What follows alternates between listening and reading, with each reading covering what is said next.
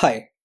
आज हम international politics को एक न्यू नज़रिए से समझने की कोशिश करेंगे, एक अलग पर्सपेक्टिव से समझने की कोशिश करेंगे। और आज हम बात करेंगे आइडियलिस्ट अप्रोच की, जो कि इंटरनेशनल पॉलिटिक्स को लेकर दी गई है वुडरो विल्सन के द्वारा। पिछले वीडियो लेक्चर के अंदर हमने पढ़ा था कि जो इंटरनेशनल पॉलिटिक्स है उसका चेंजिंग नेचर कैसा है, और उसके स्कोप की हमने बात की थी कि इसका दायरा कितना है इंटरनेशनल पॉलिटिक्स का। और आज हम बात करेंगे हमारी जो वुडरो विल्सन के द्वारा आइडियलिस्ट अप्रोच दी गई है, और साथ ही साथ हम रियलिस्ट अप्रोच की बात करेंगे जो कि हॉन्स जे मॉर्गेंथो के द्वारा दी गई है, अगर हमें टाइम जो है वो परमिट करता है, अगर टाइम हमारा एक्सीड नहीं होता है 20 या 25 मिनट्स के ऊपर। तो बात करते हैं अपने आइडियलिस्ट अप्रोच की इंटरनेशनल पॉलिटिक्स को अंडरस्टैंड करने की।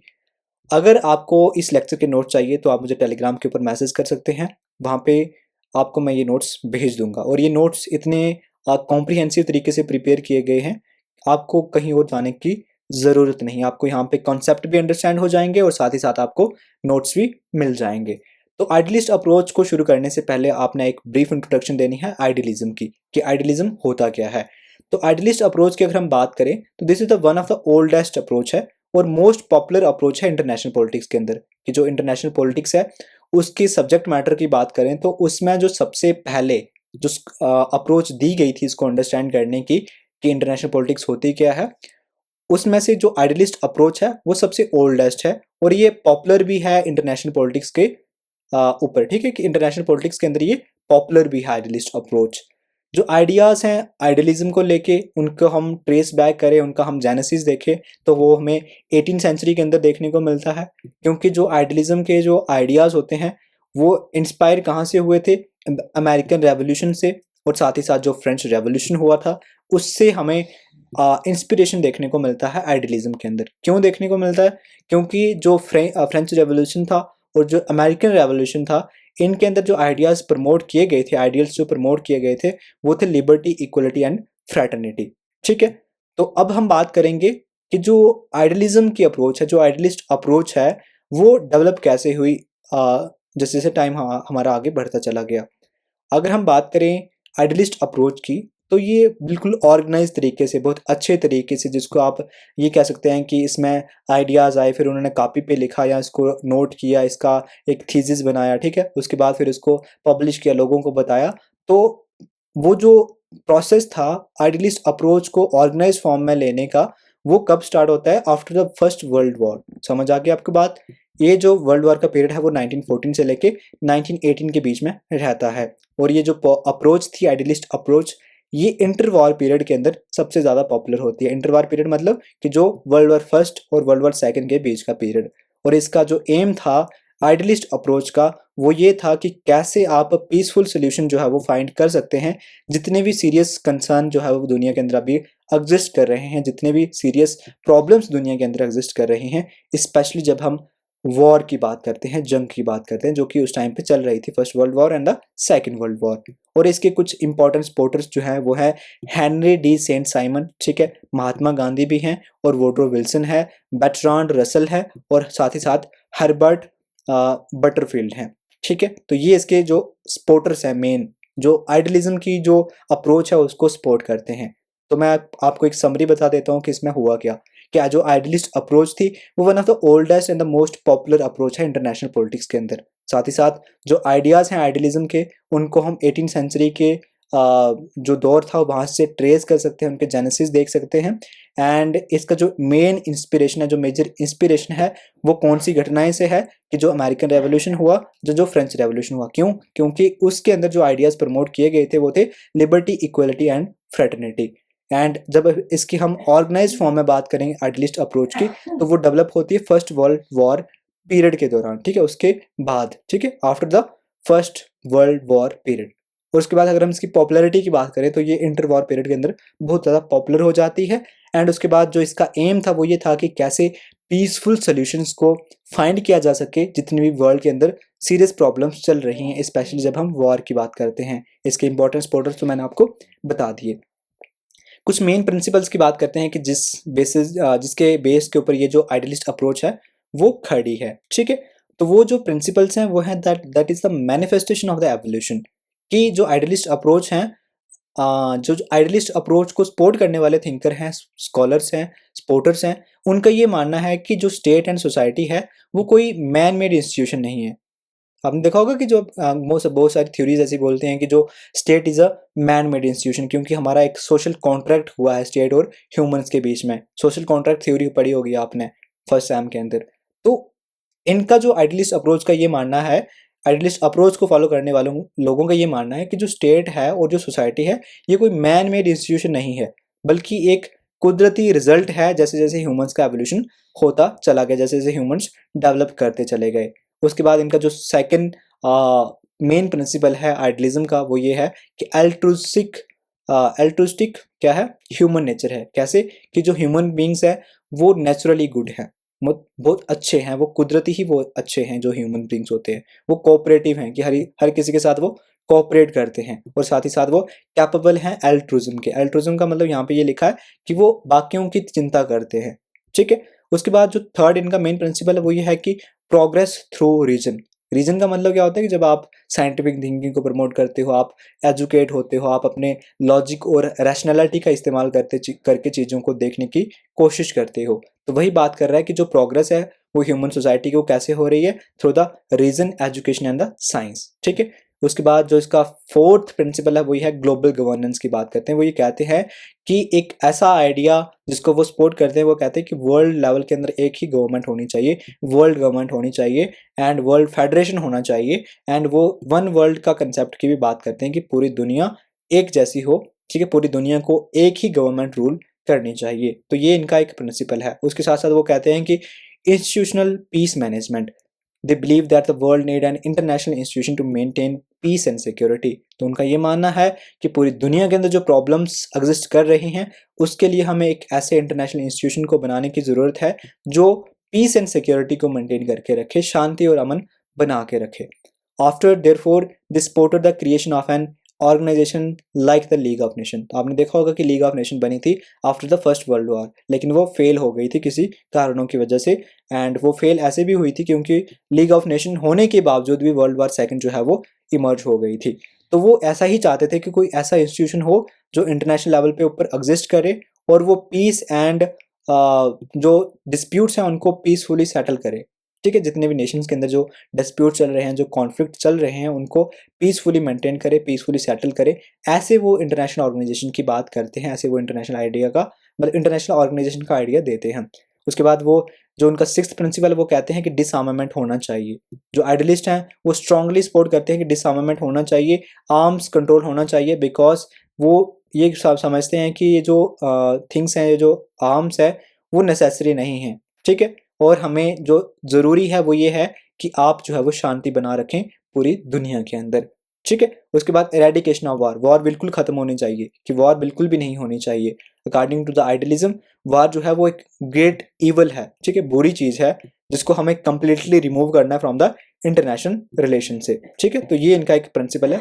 उसके बाद जो इनका एट्थ प्रिंसिपल है वो ये कहते हैं कि डेमोक्रेसी होनी चाहिए और साथ ही साथ अथॉरिटेरियनिज्म होना चाहिए। कि जो आइडियलिस्ट हैं वो बिलीव करते हैं कि that democracy should spread through out the world. Idealism को जो सपोर्ट करने वाले लोग हैं उनका ये मानना है कि डेमोक्रेसी पूरी दुनिया के अंदर फैलनी चाहिए। एंड वो कंसिडर करते हैं कि जो डिक्टेटरशिप है और जो अथॉरिटेरियन रूल है वो मेजर काज है किसका, वॉर और कॉन्फ्लिक्ट का। कि अगर ये चीज़ें हैं तो तभी वहाँ पे वॉर हो रही है, अगर ये नहीं होते तो वॉर भी नहीं होती। कौन नहीं होते, जो डिक्टेटरशिप या अथॉरिटेरियन रूल नहीं होता। अगर ये आया है तो that is the major cause of war and conflict. अब हम जो मेन डायमेंशन है इस क्वेश्चन का वो है वुडरो विल्सन का 14 पॉइंट प्रोग्राम। ये आपको एज ए सेपरेट क्वेश्चन भी आ सकता है एग्जाम्स के अंदर। ये 1918 के अंदर दिया था और इसके अंदर हम बात करेंगे कि इनका जो 14 पॉइंट प्रोग्राम था वो कौन से ऐसे पॉइंट्स से जो वुडरो विल्सन के द्वारा प्रेजेंट किए गए थे, ठीक है। तो after the first world war US president थे वुडरो विल्सन, उन्होंने 14 पॉइंट प्रोग्राम को प्रेजेंट किया, बहुत फेमस था, ठीक है। एंड उन्होंने इसके बेसिस के ऊपर lasting peace and prevent future war की बात की कि फ्यूचर में कोई वॉर नहीं होनी चाहिए, और एक लॉन्ग लास्टिंग पीस की उन्होंने बात की इन सारे 14 पॉइंट प्रोग्राम के अंदर। पॉइंट 1 इनका जो था वो था कि ओपन डिप्लोमेसी होनी चाहिए। कोई भी सीक्रेट ट्रीटीज नहीं होनी चाहिए देशों के बीच में। जितने भी एग्रीमेंट्स होंगे, जितनी भी ट्रीटीज होंगी कंट्रीज के बीच में, वो सारी ओपन एंड ट्रांसपेरेंट होनी चाहिए कि सभी को पता चलना चाहिए कि कंट्रीज के बीच में क्या क्या एग्रीमेंट हो रहे हैं और किस किस चीज़ को लेके हो रहे हैं। तो ये इनका पहला पॉइंट था। उसके बाद जब हम सेकंड पॉइंट की बात करें तो वो चाहते हैं कि फ्रीडम ऑफ सीज होना चाहिए, कि जो शिप्स हैं उनको फ्री ट्रैवल करने की आज़ादी हो, चाहे वो इंटरनेशनल वाटर हो चाहे उनका खुद का नेशनल वाटर हो, during both peace and war time पे जो शिप है उनको आपने हाथ भी नहीं लगाना है। शिप चाहे वो जंग चल रही हो धरती के ऊपर, जहाँ आपका अमन शांति बनी हुई हो पूरी दुनिया के अंदर, तो दोनों केसेस में जो सीज के ऊपर जो शिप्स का मूवमेंट है वो पीसफुल होना चाहिए, फ्री होना चाहिए, उसके ऊपर कोई भी रोक टोक नहीं होनी चाहिए, क्योंकि इससे जो है वो पूरी दुनिया की जो इकोनॉमी है वो हैम्पर हो सकती है। थर्ड पॉइंट जो है वो इनका ये है कि फ्री ट्रेड होना चाहिए। Economic barriers between the countries should be removed to increase free and fair international trades, कि जितने भी इकोनॉमिक बैरियर्स लगे हुए हैं कंट्रीज के बीच में, किसी ने टैरिफ लगाया हुआ है, किसी ने टैरिफ लगाया हुआ है, किसी ने कोटा सिस्टम जो है वो एस्टेब्लिश किया हुआ है, जिसमें वो ये कहते हैं कि हमें सिर्फ इतना ही कोटा चाहिए, इतना ही हमें इंपोर्ट करना है, इसके बाद का हमें कुछ लेना देना नहीं है। तो ऐसा जो इकोनॉमिक बैरियर्स है कंट्रीज के बीच में उनको रिमूव होना चाहिए और free and fair international trade होना चाहिए कंट्रीज के बीच में। जो फोर्थ इनका पॉइंट था वो ये था कि आर्मामेंट्स जितने भी है उनके अंदर रिडक्शन होना चाहिए, जितने भी मिलिट्री वेपन्स है उनको हमने रिड्यूस करना है, उनका परचेज खत्म करना है, ताकि जो आर्म फोर्सेस है वो मिनिमल लेवल के ऊपर रिक्वायर्ड हो नेशनल सिक्योरिटी को लेके। अगर हमारे पास वेपन ही नहीं होंगे तो हमें किसी दूसरी कंट्री से खतरा ही नहीं होगा, और उसके बेसिस के ऊपर हमें जो फोर्सेस हैं आर्म फोर्सेस हैं उनकी भी रिक्वायरमेंट कम हो जाएगी। तो ये इनका फोर्थ पॉइंट था। फिफ्थ पॉइंट जो था वो ये था कि एडजस्टमेंट होना चाहिए कॉलोनियल क्लेम्स का। ठीक है, कितने इंपॉर्टेंट पॉइंट आज के टाइम के ऊपर भी कितने रेलेवेंट पॉइंट उन्होंने दर्शाए हुए हैं। ठीक है, जैसे सी कॉलोनियल डिस्प्यूट्स, ठीक है, तो सी यहाँ पे शायद मिस्टेक हो गई है। उसके बाद जितने भी कॉलोनियल, हाँ ये जो स्पेलिंग है ना टाइपिंग में मिस्टेक होगी, इसको देख लेना कि जितने भी कॉलोनियल डिस्प्यूट्स हैं should be settle Fairlie while protecting the rights and the interest of the local people. तो जितने भी कॉलोनियल डिस्प्यूट्स हैं ना उनको आप क्या करो कि सेटल करो फेयर तरीके से। ठीक है, और फेयर तरीके से मतलब ये है कि आप उनके साथ कोई ज्यादती नहीं करोगे, और आप ऐसे सेटल करोगे कि जितने भी राइट्स हैं जितने भी इंटरेस्ट हैं उस पर्टिकुलर कॉन्टिनेंट के लोकल लोगों के, उनको आप प्रोटेक्ट करते हुए आप सेटलमेंट करोगे किसकी, जितनी भी डिस्प्यूट्स हैं। रशिया की बात करें तो आफ्टर द बोल्शेविक रेवोल्यूशन, ये रशिया के अंदर बोल्शेविक रेवोल्यूशन हुआ था, जो पीपल हैं रशिया के should have the freedom to choose their own government without any outside interference. तो ये भी उन्होंने पॉइंट रखा था कि बोल्शेविक रेवोल्यूशन के बाद रशिया के अंदर जो हुआ उसके बाद लोगों के पास ये आज़ादी है कि वो अपने अकॉर्डिंग अपनी जो गवर्नमेंट वो चाहते हैं वो उसको चुन सकते हैं। बेल्जियम की बात की है उन्होंने कि जर्मनी जो है वो बेल्जियम को छोड़ दे, एंड जो बेल्जियम की इंडिपेंडेंस है और सॉवरेनिटी है उनको वो वापिस से दे दी जाए। ठीक है, बेल्जियम जो है वो जर्मनी के अंडर हुआ करता था, जर्मनी की कॉलोनी हुआ करती थी। तो ये भी उन्होंने पॉइंट रखा। उसके बाद एट्थ पॉइंट की बात करें तो फ्रांस के बारे में उन्होंने कहा कि जो एल्सेस लॉरेंस का जो एक शहर है, रीजन है, उसको फिर से वापस फ्रांस को दे दिया जाए।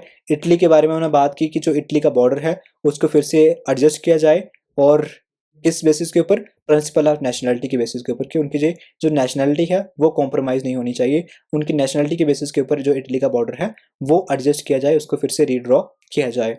जो 10th पॉइंट था वो था ऑस्ट्रिया हंगरी को लेके। उन्होंने कहा कि डिफरेंट एथनिक ग्रुप्स जो है वो ऑस्ट्रिया हंगरियन एम्पायर के अंदर रहते हैं, एंड उनको जो है वो अपॉर्चुनिटी दे देनी चाहिए ताकि वो अपना खुद का एक इंडिपेंडेंट नेशन बना सकें, या अपना एक इंडिपेंडेंट नेशन को वहाँ पे वो खड़ा कर सकें। ठीक है, इंजॉय कर सकें। उसके बाद बाल्कन्स के लिए उन्होंने कहा कि जो बाल्कन्स हैं जितनी भी स्टेट्स हैं उनको फिर से रीस्टोर किया जाए, और साइबेरियाज की इंडिपेंडेंस को भी गारंटी किया जाए कि उनको भी इंडिपेंडेंस दी जाएगी। उसके बाद जो 12 पॉइंट है वो ये है टर्की और ओटोमन एम्पायर को लेके कि जो टर्किश एरिया है वो इंडिपेंडेंट रहना चाहिए, और जो नॉन टर्किश पीपल हैं ऑफ द ओटोमन एम्पायर उनको security and right to the self determination दे देना चाहिए। कि कौन से पीपल जो नॉन टर्किश हैं और वो ओटोमन एम्पायर के अंदर रह रहे हैं उनको सिक्योरिटी मिलनी चाहिए, उनको देनी चाहिए, और उनके पास ये होना चाहिए राइट टू सेल्फ डिटर्मिनेशन। ठीक है, उसके बाद पोलैंड की बात करें तो पोलैंड जो है वो एक इंडिपेंडेंट होना चाहिए, एंड उसको as a proper access of the sea देना चाहिए हमें पोलैंड को। उसके बाद लीग ऑफ नेशन की उन्होंने 14 पॉइंट के अंदर बात की कि जो एक इंटरनेशनल ऑर्गेनाइजेशन है वो एस्टेब्लिश हो ताकि वर्ल्ड पीस मेंटेन हो, और जितने भी डिस्प्यूट चल रहे हों उनको सॉल्व किया जाए पीसफुली, जितने भी देशों के बीच में जो भी डिस्प्यूट्स चल रहे हैं। तो ये जो 14 पॉइंट क्या नाम है इनका प्रोग्राम है वो इम्पोर्टेंट है, ये आप पढ़ लेना, ठीक है। और हो सकता है कि इसका जो आपको सेपरेटली क्वेश्चन आ सकता है, अगर नहीं भी आएगा तो आप अपने आंसर के अंदर जो है वो 10 मार्क्स के आंसर के अंदर मेंशन कर देना। क्रिटिकल इवैल्यूएशन की बात करेंगे, आइडियलिस्ट अप्रोच का क्रिटिसिज्म क्या है। तो आइडियलिज्म को हम देखते हैं कि ये यूटोपियन इन नेचर है, मतलब जो आसमान में एग्जिस्ट करता है, रियलिटी में एग्जिस्ट नहीं करता है। ये बहुत ही आइडियलिस्टिक है क्योंकि ये प्रॉपरली रिफ्लेक्ट नहीं करता है जो भी रियलिटीज आज के टाइम के ऊपर इंटरनेशनल पॉलिटिक्स के अंदर एग्जिस्ट करती हैं, ठीक है। आज के टाइम के ऊपर आपने देखा कोई ऐसा है देश जो डिसआर्मामेंट के ऊपर फोकस कर रहा है? नहीं कर रहा है। सभी जो है वो वेपन के ऊपर आगे बढ़ रहे हैं, सभी अपनी सिक्योरिटीज को स्ट्रेंथ कर रहे हैं, ठीक है। एंड ये जो अप्रोच थी वो मोलारिटी के ऊपर ज़्यादा रिलायंट है, कि वो कहते हैं कि जो नेचर है, नेचुरली जो ह्यूमंस हैं वो गुड हैं, वो कोऑपरेटिव हैं, बट ऐसा नहीं है, क्योंकि जो it expect that country to always follow the moral values. तो जो आइडियलिस्ट अप्रोच है वो ये चाहती है कि वो ये सोचती है, वो ये एक्सपेक्ट करती है कि जो कंट्रीज हैं वो मॉरल वैल्यूज को सपोर्ट करेंगी, वो सभी का ध्यान रखते हुए आगे बढ़ेंगी। लेकिन ऐसा नहीं होता है, कंट्रीज हमेशा अपना फायदा चाहती हैं, and which often not possible in the real international politics, जो आज के इंटरनेशनल पॉलिटिक्स के अंदर बिल्कुल भी पॉसिबल नहीं है। आज का अगर यूएसए की ही बात कर लें तो वो अपना फायदा चाहता है, जहाँ पे उसको फायदा मिलेगा वहाँ पे वो सब कुछ करेगा, ठीक है। वर्ल्ड गवर्नमेंट जो है वो अनरियलिस्टिक है। उन्होंने बताया कि हमारे पास एक पूरी दुनिया के ऊपर एक वर्ल्ड गवर्नमेंट होनी चाहिए, लेकिन ये डिफिकल्ट है अचीव करना, बिकॉज कंट्री जो है वो अपनी खुद की कंट्री की सॉवरेनिटी को प्रोटेक्ट करना चाहते हैं अपने तरीके से, ठीक है। फेलियर टू एंड डिक्टेटरशिप और जो अथॉरिटेरियन रूल है वो आज भी एग्जिस्ट करता है बहुत सारे पार्ट ऑफ द वर्ल्ड के अंदर, जो कि आइडियलिज्म की एक्सपेक्टेशन के अगेंस्ट है। उन्होंने कहा कि डिक्टेटरशिप नहीं होनी चाहिए, अथॉरिटेरियनिज्म नहीं होना चाहिए। डिसआर्मामेंट का भी फेलियर, जो मैंने आपको सबसे पहले पॉइंट बताया कि डिसआर्मामेंट जो है वो आज के टाइम पे ऊपर बिल्कुल भी नहीं है, not become the reality, because country जो है वो complete of continue to compete है ना, compete for power and security. तो कंट्री आज भी पावर और सिक्योरिटी के लिए compete कर रही है। वो चाहती है कि मेरे पास सबसे ज़्यादा राफेल हो, मेरे पास सबसे ज़्यादा जो भी जहाज हो, वेपन हो, डिफेंस सिस्टम हो, ठीक है। ये सारा जो है वो आज भी चल रहा है। और साथ ही साथ लैक ऑफ साइंटिफिक बेस है किसका, आइडियलिस्ट अप्रोच का, क्योंकि बहुत सारे जो अजम्पशन है वो आइडियलिज्म के बेस के ऊपर लिए गए हैं, सिर्फ मनगढ़ंत है, ठीक है। रियलिटी में उनको हम नहीं एस्टेब्लिश कर सकते, इंप्लीमेंट कर सकते। स्पेशली जब हम ह्यूमन नेचर की बात करें, उन्होंने कहा कि जो ह्यूमन नेचर है वो नेचुरली गुड है, लेकिन ऐसा कभी भी हो नहीं सकता और ये ना ही साइंटिफिकली प्रूव्ड है। ये सिर्फ एज अ हमारी इमेजिनेशन और मोरालिटी के ऊपर एग्जिस्ट करता है। और वो सिक्योरिटी एंड पावर पॉलिटिक्स को भी नेगलेक्ट करते हैं, क्योंकि जो क्रिटिसिज्म करने वाले लोग हैं, क्रिटिक्स, वो आर्ग्यू करते हैं कि जो आइडियलिज्म है वो does not give enough importance to the real world issue such as power, security, strategic competition and the among the states. तो इस चीज़ के ऊपर वो ज़्यादा फोकस नहीं कर रहे हैं, कौन, जो आइडियलिज्म को फॉलो करने वाले लोग हैं, जो आइडियलिस्ट अप्रोच को फॉलो करने वाले लोग हैं, कि वो जो रियल इश्यूज एग्जिस्ट कर रहे हैं आज की दुनिया के अंदर, चाहे वो पावर को लेके हो, सिक्योरिटी को लेके हो, या स्ट्रेटेजिक कंपटीशन को लेके हो अलग अलग स्टेट्स के बीच में, इसके ऊपर उनका बिल्कुल भी फोकस नहीं है। तो इसी के साथ हमारा जो टॉपिक है वो कंप्लीट होता है। अब हम बात करेंगे रियलिस्ट अप्रोच की, जो कि हॉर्स जे मॉर्गन्थो के द्वारा दी गई है। तो छोड़ो, आज नहीं करते हैं, बल्कि इसका एक सेपरेट लेक्चर अपलोड करूंगा। एंड आप मुझे बताइए कि ये जो लेक्चर है वो आपको समझ आया, नोट्स कैसे लगे, कमेंट सेक्शन के अंदर अपना ज़रूर व्यू देना। एंड साथ ही साथ चैनल को सब्सक्राइब भी करना, लाइक भी कर देना, क्योंकि लाइक करने से पता क्या होता है कि थोड़ी सी रीच बढ़ जाती है और मुझे भी थोड़ा मोटिवेशन मिलता है कि मैं आपके लिए न्यू लेक्चर जो है वो